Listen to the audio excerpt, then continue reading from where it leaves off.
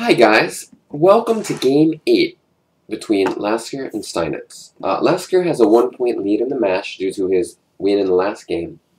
And in this game he's black, and he played pawn takes c5.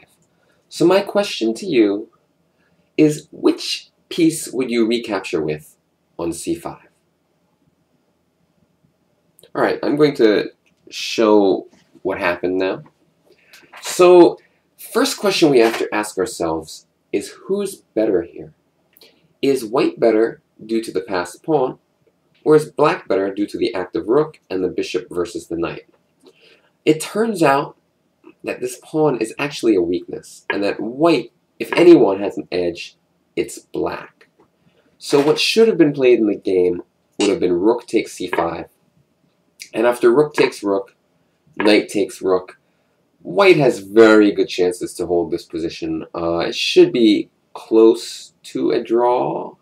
Like if rook d5 to try to win that pawn, just rook c1, queen b6, and maybe even queen b4 here. Or we could even probably move the knight away, because we're threatening rook c8. We should probably be able to hold on to that b pawn and draw the game.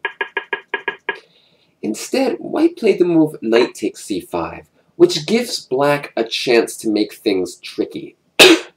What black did here was he just played the move rook c4, a very nice move, and it accomplishes a few things.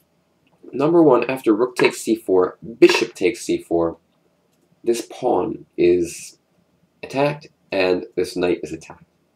So that means white cannot simply take the rook and save his pawn at the same time.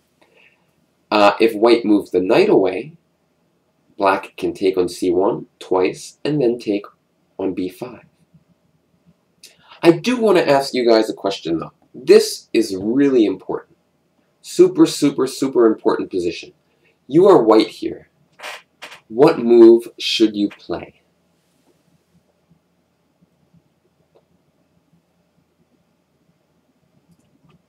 Alright. So it's not so much exactly what move you play. What's important here is what type of position are you aiming for. What we're really aiming for is the following. I think the best move is either knight a6 or even knight to e4. Knight a6 is maybe a little more forcing, but knight e4 looks pretty solid. And now black goes ahead and wins the pawn, as we talked about. Queen takes b5, queen c8, check. If bishop c8, knight to d6 is a winning move. So queen e8 is forced, queen takes queen, bishop takes queen. And by the way, queen takes queen is a very important move. So how do we evaluate this kind of position? Well, the engines will say that black is just better. However, I believe that white has really serious drawing chances. Bishops are generally not great against knights when all the pawns are on one side of the board. So usually we can set up some kind of blockading type structure, and it's very hard for white to do anything. Just to give an example, like maybe this move. I mean, maybe f3 just to get my king in. I'm just making some random moves for black. So we get here, and then the question is, how does white make progress?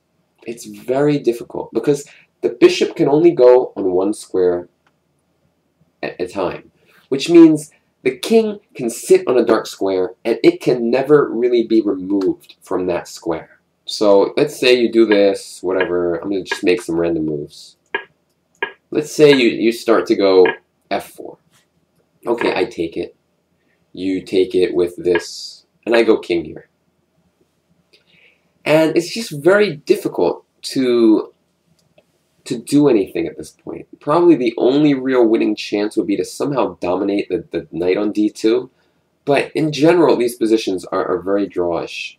Oh, my Houdini's not working. But it's just hard, because the king cannot be removed from f2. So as long as I can move the knight, I sort of have a bit of a fortress going here.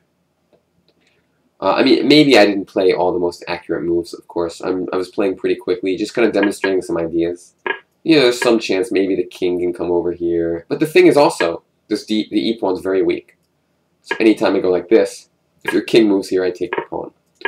But basically, the key point is in this type of position, and you're defending, you generally want to go for knight against bishop.